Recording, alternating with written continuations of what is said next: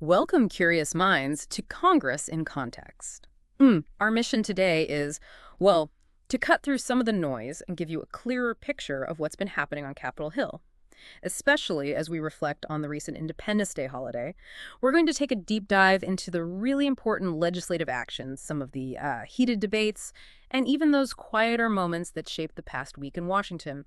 Hopefully you'll walk away not just informed, but, really understanding the why behind the headlines. That's exactly right. For this deep dive, we've been digging into the Congressional Record, committee reports, floor speeches, mostly from July 7th and 8th, 2025. And it was quite a week, marked by both major legislative milestones and some really profound human stories, especially in the wake of that devastating natural disaster in Texas. We'll explore how these events unfolded and, crucially, what they might mean for you, the American people. Okay, let's unpack this then. The biggest headline grabber this week, undoubtedly, was H.R. 1, the One Big Beautiful Bill Act, as it's titled. Officially signed into public law 1/1921 by President Trump on July 4th. The official title is An Act to Provide for Reconciliation Pursuant to Title II of H-Con Res. 14. That's a bit of a mouthful, but what does this monumental piece of legislation truly mean for you, our listener? Well, H.R. 1, it really reveals more than just a policy debate, doesn't it? It shows this fundamental philosophical divide in Congress about the very purpose of government. So from one perspective, and this is articulated by the majority leader, this bill is seen as fulfilling promises. It's designed to boost the economy, strengthen the nation, that kind of thing. For example, it permanently extends the individual tax relief from the 2017 Tax Cuts and Jobs Act. That means lower tax rates for literally every income level. The majority leader, for instance, specifically mentioned avoiding what he said would be a substantial $2,500 tax hike for people in his state. It also enhances the child tax credit, brings it up to $2,200, and links it to inflation. Plus, there's a higher standard deduction for families and seniors. And the bill explicitly includes no tax on overtime or tips and introduces some new investment accounts. So on the surface, then, it sounds like a pretty broad package, kind of designed to put more money back in people's pockets. What other benefits were highlighted from that perspective? Exactly. From an economic angle, it aims to make certain pro-growth reforms permanent. Things like lower rates for small and medium-sized businesses and that job-creating 99A small business deduction. That's actually a pretty significant tax break, Yeah. It lets pass-through businesses deduct up to 20% of their qualified income. Right. It also includes incentives for investment, like full expensing for new factories. And it's designed to bolster agriculture, too, raising reference prices for commodities, expanding crop insurance, supporting risk management, conservation. Then on national security, it represents what they're calling a generational investment in border security. The aim is finishing the border wall, hiring more agents, enhancing capacity for detention and deportation of criminal illegal immigrants. It also boosts national defense investments in shipbuilding, the Air Force fleet, drones, counter-drone tech, nuclear modernization. And finally, they highlight that it achieves $1.5 trillion in bird-compliant savings. Okay, the bird rule. That's the one that keeps unrelated policy stuff out of these budget bills, right? Exactly. It ensures these savings directly address the budget. And this includes what's being called the first real entitlement reform in decades. That's quite a comprehensive list of impacts, seemingly designed, as you said, to make lives better across the board. But, with legislation this massive, there are always trade-offs. There are always different interpretations. What are some of the maybe less touted or more critical impacts listeners should know about, especially from the minority's perspective? That's a really crucial point, because the minority leader and other members, well, they painted a very, very different picture, describing H.R. 1 as potentially one of the most destructive pieces of legislation in modern history. Really strong language. Wow. It's characterized by them as the biggest giveaway to billionaires ever because of tax breaks for the wealthiest Americans. Some estimates suggest they might see an extra $400,000 in tax cuts each year. 400,000. Annually, yeah. Yeah. And conversely, they say it contains the largest cut in healthcare and the largest cut in nutrition assistance in history, slashing reportedly over $1 trillion from Medicaid and $200 billion from the SNAP program, food stamps. $1 trillion from Medicaid. Over 10 years, yeah. And the projected impact, according to this view, includes maybe 17 million Americans losing health insurance, premiums rising for another 20 million, and potentially 3 million people, including kids, seniors, veterans losing food assistance. Those are just incredibly stark contrasts. Were there specific examples given that kind of bring these potential impacts to life? Absolutely. A big concern raised was the potential closure of over 300 rural hospitals and 500 nursing homes, mainly due to those Medicaid cutbacks. They cited specific examples like HSHS St. Francis Hospital in Litchfield, Illinois. Apparently, Medicaid accounts for like 53% of their hospitalizations, so cuts would hit them hard. Yeah, that makes sense. The bill is also seen, from this perspective, as having major consequences for American energy, reportedly eliminating solar, wind, and EV tax credits. Critics warn this could risk billions in renewable energy investments Billions. Wow. and potentially lead to maybe a $1,000 annual increase in family home expenses and utility bills. Okay. And we did hear a specific, quite poignant anecdote about a man named Isaiah Rogers, 61 years old, from Chicago, has type 2 diabetes. And he apparently fears losing his Medicaid coverage and, crucially, his access to life-saving insulin because of this. Wow, those stories really do put a human face on these huge numbers and policy debates. So Yeah. how did such a contentious bill actually, make it through Congress? What was the process? Well, procedurally, the minority really highlighted the 27-hour vote-orama, which they said was the longest in Senate history. A vote-a-rama, right. That's that marathon session of amendment votes. Exactly. It's a tactic the minority uses to force votes on tons of amendments, often politically tricky ones. It puts the majority on record, even if the amendments themselves are designed to fail. Right. Gets everyone's position out there. Yeah. And the final vote on H.R. 1 itself was actually a tie. It had to be broken by Vice President Vance. And the minority deliberately contrasted that moment with a previous tie-breaking vote by former Vice President Harris on climate and drug price legislation, really emphasizing the shift in political power and priorities. Right. So what this bill fundamentally means for your family budget or your access to health care or even your energy costs, it really underscores that these legislative choices, they have immediate tangible effects far beyond the Capitol building. Yeah, absolutely. And while H.R. 1 clearly, defined those partisan lines, it's important to remember Congress is, well, it's a complex ecosystem. Even amid that kind of division, other legislative gears keep turning. And you can get moments of surprising unity or, equally sharp contention elsewhere. What else caught your attention this week that kind of illustrates those broader congressional dynamics? Indeed. Yeah, H.R. 1 dominated, but Congress was still tackling other things. For instance, something called Lulu's Law, S-1003. It actually passed the Senate by unanimous consent. Unanimous, what does it do? It's actually about shark attacks. It requires the FCC to issue an order so that wireless emergency alerts, like Amber Alerts, can also be used for shark attacks. Huh. Okay. It seems niche, right? But it kind of highlights how sometimes individual constituent concerns can quietly make their way into federal law. Then in the House, during their pro forma session on July 7th, that's usually just a brief formal meeting. Right, not much actual business usually happens. Exactly. But they did introduce several bills. H.R. 4294, setting up a pilot program for selling blue catfish caught in the Chesapeake Bay watershed. H.R. 4298, about ID requirements for ICE officers. And H.R. 4300, this one's interesting, it seeks to increase D.C. home rule by prohibiting the Commission of Fine Arts from having authority over non-federal property in D.C. Ah, the D.C. home rule debate, that's a long-standing one. It is. So even a small bill like that touches on that bigger tension between federal control and local autonomy for the capital. Oh, and also, H.R. 4301 was introduced, aiming for a peaceful resolution to the Russia-Ukraine conflict via conditions on foreign banks. Okay, and what about new bills coming up in the Senate, or any committee work we should know about? That's often where the real groundwork happens, right? Definitely. On July 8th, the Senate saw S-2 through 12 introduced. That's the Visible Act of 2025. Visible identification standards for immigration-based law enforcement. It would require immigration officers, DHS, federal agents, even deputized state or local police to wear clearly visible ID during public-facing enforcement actions, like agency name, officer name, or badge number, legible, not obscured. It also prohibits non-medical face coverings and mandates disciplinary procedures and reporting. Okay, so aimed at transparency and immigration enforcement. Just be the goal, yeah. Another important one introduced was S2 to 11. That's to reauthorize the Special Diabetes Program for Type 1 diabetes and the Special Diabetes Program for Indians. Always crucial funding there. Right. As for the schedule, yeah, the House is in a district work period, mostly, till the 13th. Just that brief pro forma session on the 10th. But the Senate, they've got a busy week. Yeah. Several nominations lined up, committee markups, including various armed services subcommittees starting to mark up the proposed National Defense Authorization Act, the NDAA, for fiscal year 2026.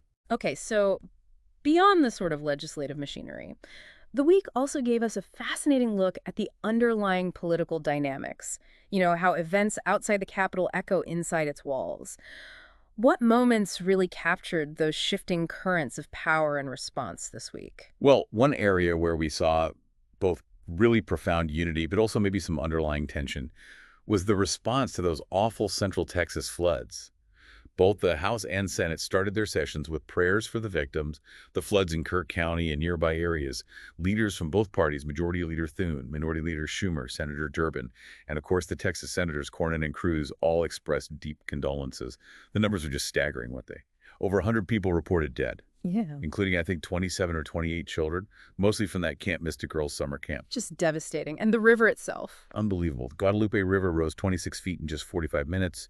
The flow rate apparently exceeded Niagara Falls. Just imagine the force. Hard to even comprehend. And amidst that horror, you heard these incredible stories of heroism. Yeah, tell us about those. It's important to hear them. Absolutely. Reports highlighted Dick Eastland, the Camp Mystic director, died trying to save young campers.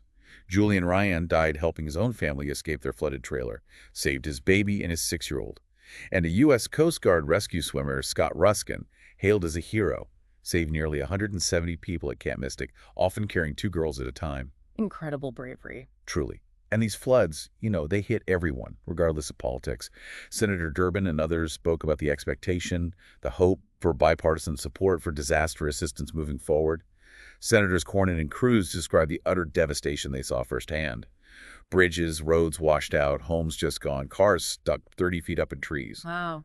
They did note the federal response was rapid, said President Trump assured them. Whatever Texas needs, the answer is yes. And you heard about the community spirit, too, like the local Hunt store changing its sign to Hunt Strong. And people from Rockport, Texas, who went through Hurricane Harvey, drove hours to bring barbecue to help out, remembering the help they received. Those stories of unity, of heroism during the Texas floods, they're such a powerful reminder, aren't they? How shared humanity can cut across the usual divides. Yet, almost immediately, it feels like Congress shifted back into those more familiar partisan battles, particularly around the very bill we started with, the One Big Beautiful Bill Act. How did that play out after the initial passage? Yeah, the contrast is stark sometimes. The debate around H.R. 1 really underscored those significant partisan divides on core issues, government spending priorities. The speeches from the majority and minority leaders just presented these diametrically opposed views on the bill's impact, a deep philosophical chasm. And it wasn't just about policy details, was it? It felt like it touched on something deeper, like the fundamental philosophy of governance itself. Did the sources give any sense of why this particular bill seemed to exacerbate those tensions so much? Well, part of it is the sheer scope, touching so many areas, but also the process reconciliation allows for passage without broad consensus. And this divide, it also extended to discussions about a potential rescissions package. Rescissions? That's like clawing back money that's already been appropriated. Exactly. The minority leader warned this could gut critical investments, mentioned public broadcasting, things weakening America's standing abroad, and that this might also be passed by just a simple majority, instead of the usual 60 votes needed for appropriations bills. It was described as an affront to the bipartisan appropriations process, raising concerns the administration might back out of bipartisan deals. Okay. We also saw some pretty contentious nominations come to the floor this week. Can you tell us about the key debates there? Yeah, Brian Bedford's nomination for FAA administrator, that faced significant opposition, especially from Democrats. Cloture was invoked. That's the vote to end debate, but the vote was tight, 47-42. That is close. What were the concerns? Well, opponents, like the senator from Washington, expressed deep concerns. The FAA is at a critical point, right? Yeah. After that tragic mid-air collision in D.C. killed 67 people and reports of, 15,000 close calls around DCA airport in just 3 years. 15,000. Good grief. Yeah. And Mr. Bedford's past was a major issue. He was president and CEO of Republic Airways since 1999. And during that time, he consistently fought to change the 1,500-hour pilot rule. Ah, the pilot experience rule. That came out of the Colgan Air crash, didn't it? Exactly. Yeah. After the 2013 Colgan Air Flight 3407 crash that killed 49 people, it became a key safety standard. But Mr. Bedford had called the rule arbitrary and ineffective for safety. So his professional background put him directly at odds with a major safety standard he'd now oversee. That was precisely the argument from critics. He led a trade association that lobbied against the rule. His company even petitioned the FAA for an exemption, though it failed.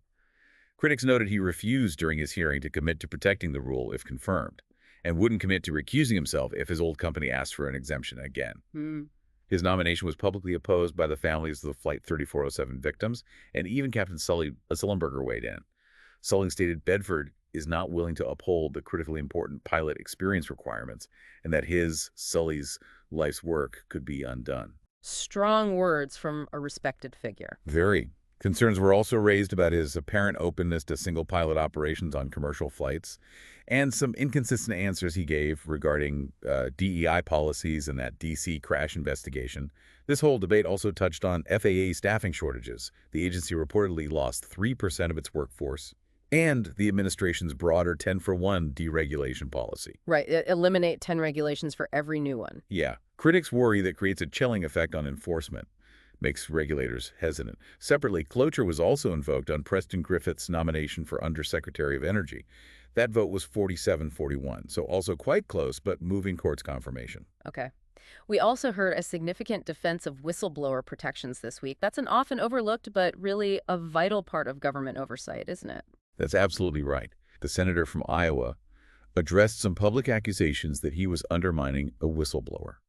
He robustly defended what he described as his long-standing record of protecting whistleblowers across different administrations, Reagan, Biden, Trump, and different agencies like IRS, DHS, FBI, HHS. He detailed specific instances where he said he helped whistleblowers get their jobs back, their security clearances, even their retirement benefits. He made a point of noting some of these whistleblowers were Democrats. Mm-hmm. He criticized his Democratic colleagues, saying they hadn't joined him in past oversight efforts and sometimes used whistleblower information selectively. He mentioned, for example, publicly supporting whistleblower laws during the Ukraine complaint in the previous administration, even if he had concerns about the complaint itself, and contrasted that with what he saw as a lack of Democratic investigation into Biden family matters despite public bank records. Ultimately, he reiterated his commitment to vetting all whistleblower cases properly, some publicly, some not, but always aimed at getting results for those coming forward. Okay. And shifting gears now to foreign policy, what were the key discussions there impacting America's role on the global stage? Well, the senator from Kansas welcomed President Trump's recent commitment to resume sending weapons to Ukraine. He stressed its importance for global stability, for deterring authoritarian regimes like China, and also noted it helps replenish U.S. stockpiles and boosts the American economy. He also highlighted that President Trump apparently secured an agreement at the NATO summit for members to increase defense spending from 2% up to 5% of GDP by 2035. 5%. That's a significant jump. It is. Separately, the senator from Iowa raised some serious concerns about vetting failures during operations related to Afghan evacuees under the previous administration, citing reports from the Department of Homeland Security and Department of Justice Inspector Generals. Okay, what were the specifics there? He stated that the Director of National Intelligence, Tulsi Gabbard, had informed him that as of August 2022, about 1.6% of the over 100,000 Afghan evacuees, so that's over 1,600 people, had links to terrorism or other derogatory information, and that these individuals were located here in the U.S. Wow. So he called for aggressive investigation and, importantly, declassification of these findings by the current administration. Right. Transparency on that issue. Exactly. Yeah. And finally, on a more somber note, the senator from Michigan paid tribute to Staff Sergeant Troy S. Knudsen Collins, who made the ultimate sacrifice while deployed to Lithuania as part of the U.S.-led NATO Operation Atlantic Resolve, a reminder of the human cost of these deployments. Indeed. Okay, so this is where we try to connect the dots, right? Offer some deeper context and show you how Congress really functions or sometimes struggles to function beneath those headlines. Yeah, we've seen several examples this week that really illustrate the intricate processes and sometimes the historical background on Capitol Hill, like the One Big Beautiful Bill Act, H.R. 1. It passed via reconciliation. That's that special legislative process, bypasses the Senate filibuster, lets things pass with just a simple majority. Right. 51 votes or 50 plus the VP. Exactly. And understanding that is key to seeing why such a controversial bill could pass without broader bipartisan support and why Vice President Vance's tie-breaking vote was so decisive. Then he had a discussion around H.R. 4300, the D.C. Home Rule Act for the Commission of Fine Arts. That really highlighted the ongoing tension between federal authority, things like presidential orders, federal law, and D.C.'s long fight for more home rule, with arguments that federal oversight slows down development and, violates local autonomy. The really contentious debate over the FAA administrator nominee, Brian Bedford. That just vividly illustrates the constant push and pull between industry priorities and public safety regulations. That 1,500-hour pilot rule, for example, came directly out of the tragedy of Colgan Air Flight 3407. It became a sort of gold standard for pilot training. So attempts to weaken it raise immediate red flags for safety advocates. Precisely. And the mention of the 10-for-1 deregulation policy and that potential chilling effect on enforcement, that points to a maybe broader administration-wide approach to regulation that's worth watching. The revelations about the Afghan evacuee vetting failures, importantly, substantiated by the DHS and DOJ inspector generals, that just underscores the critical role these independent oversight bodies play in government accountability. Yeah, those IG reports are often crucial. They are. And that 27-hour vote-a-rama during the H.R. 1 debate, that wasn't just procedural theater. It's a tactical maneuver the minority uses to force senators onto the public record on politically sensitive issues. Reveals where people stand, even if the amendments lose. Right, creates fodder for future campaigns, perhaps. Could be. And finally, just looking at the analysis of H.R. 1's potential impact on Medicaid, on SNAP, on renewable energy investments, it really showcases how these legislative decisions ripple outwards. They affect everyday Americans' health care, their food security, their energy costs, and they can really influence the country's long-term economic and environmental path. Okay, so looking ahead then, based on everything we've discussed this week, what are the immediate next steps? What are the broader trends we should really be watching out for? Well, there are several critical developments definitely on the horizon. First, confirmation votes. We expect votes soon on several key nominations we touched on. President Griffith for Energy, Brian Bedford for FAA, also Jonathan Gould for Comptroller of the Currency, Whitney Hermendorfer for a U.S. Circuit Judgeship, Scott Cooper for Director of OPM, and William Briggs for Deputy Administrator of the SBA. And that Bedford vote for FAA Administrator seems particularly significant given the debate. It really is. Yeah. The outcome there will likely signal the future direction of aviation safety regulation under this administration. Then there's the appropriations process. The Senate Appropriations Committee is set to start marking up the first 3 spending bills for fiscal year 2026. That covers commerce, justice, science, agriculture, FDA, and the legislative branch itself. This will be a really critical test of bipartisan cooperation, especially after the very partisan passage of H.R. 1. Right. Will they work together on spending after fighting over the reconciliation bill? That's the question. Meanwhile, various armed services subcommittees will keep working on the NDAA, the defense policy bill for FY26. That's always a major piece of legislation. We also need to watch for those potential additional rescissions packages the minority leader warned about. If the administration keeps trying to cut previously approved spending, that could really intensify partisan conflict over the budget. Obviously, the ongoing disaster relief for the Central Texas floods will remain a focus. The scale of it means the federal response and long-term recovery efforts will be watched closely.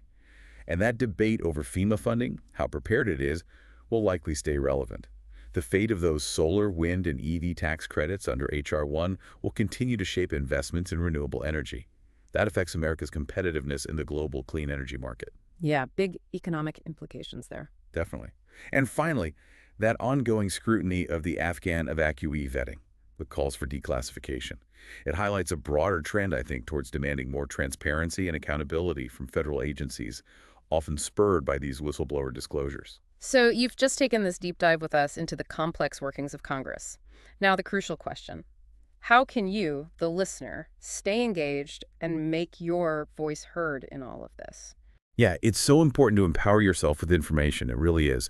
You can easily find and read the bills we talked about, like H.R. 1 or S-2212, the Visible Act, just by visiting congress.gov.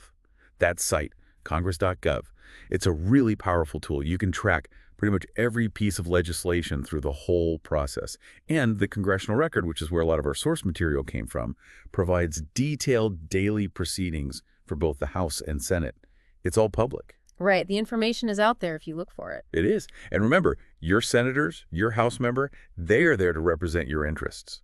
So contacting them directly on issues that matter to you, maybe the impact of H.R. 1 on healthcare in your community, or your concerns about aviation safety after hearing about the Bedford nomination, that's a fundamental way to participate. You can find their contact info easily on their official websites or through congress.gov. Don't underestimate the power of contacting your reps. Absolutely.